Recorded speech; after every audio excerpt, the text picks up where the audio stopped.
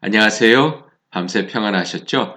저희 집 아이들이 사춘기를 지날 때입니다. 자기 몸에서 일어나는 변화들을 감당을 못하는지 마음이 변화가 죽을 듯 하는데 그것을 받아들이는 것이 참 쉽지가 않았습니다.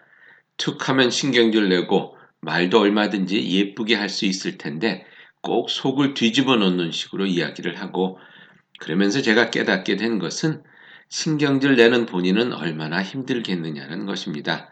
거기다 대고 같이 화내고 야단쳐 봤자 아무 소용없고 그저 덤덤히 받아주면 되지 않겠냐는 생각.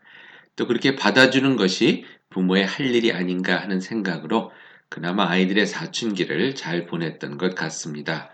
하루는 아내랑 다투면서 이런 얘기를 한 적이 있었습니다. 제가 하도 툭툭 신경질을 내니까 아내가 같이 화를 내기에 제가 이렇게 말했죠. 자기야, 내가 얼마나 힘이 들면 아무것도 아닌 걸 가지고 화를 내겠냐. 그럴 때 그냥 받아주면 안 될까? 자기까지 화를 내면 나는 어디 가서 화를 내냐? 그 얘기를 했는데요. 지금 들어보니 조금 말이 안 되는 것 같지만 그때는 꽤나 절실한 마음으로 부탁을 했던 것 같습니다. 아무튼 그 후로 또 제가 한 말이 있는지라 아내가 화를 내면 잘 받아주려고 노력은 합니다만 어쨌거나 교회에서도 누가 화를 내면 분명 우리도 화가 나죠. 하지만 그때 같이 화를 내면 싸움이 되지만 대신 그 화를 어떻게 해서든지 받아주면 그 화가 풀리는 길을 찾을 수가 있게 되는 것을 보게 됩니다.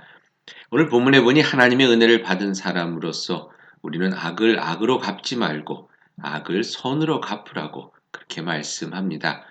이것만큼 힘든 일은 없겠죠. 하지만 이것만큼 또한 세상을 하나님의 은혜로 채워가는 지름길은 없는 것 같습니다. 세상은 악을 악으로 갚아야 한다고 말하죠. 그런데 그러다 보면 악이 판을 치는 세상이 되어버립니다. 요즘은 교회 안에서도 악을 악으로 갚으려 하는 모습에 아수라장이 되는 것을 보게 되는데요. 하지만 대신 본문이 이야기하듯 원수를 저주하지 않고 오히려 축복할 수 있다면 그리고 그 원수가 배가 고프다 하면 먹을 것을 주고 목이 마르다 하면 마실 것을 줄 수 있다면 세상은 예수 믿는 사람으로 인해 참 좋은 세상이 되지 않겠습니까?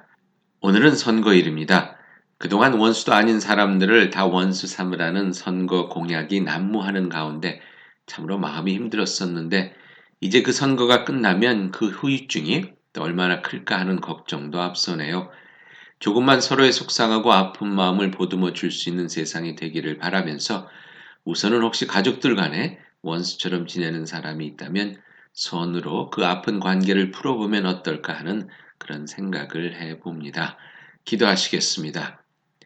은혜에 은혜를 더해 주시는 주님, 저희들의 마음과 영혼이 하나님의 은혜로 가득 차서 화에 화를, 악에 악을 더하지 않고 하나님의 생수와 같은 은혜로 세상의 아픔을 씻어내고 세상을 주님의 선하심으로 채워갈 수 있기를 기도합니다. 오늘 저희에게 은혜와 은총을 더하여 주시기를 예수님의 이름으로 기도하옵나이다. 아멘. 오늘 선거하는 거 잊지 마시고요. 또 행복한 하루 되기를 축복합니다.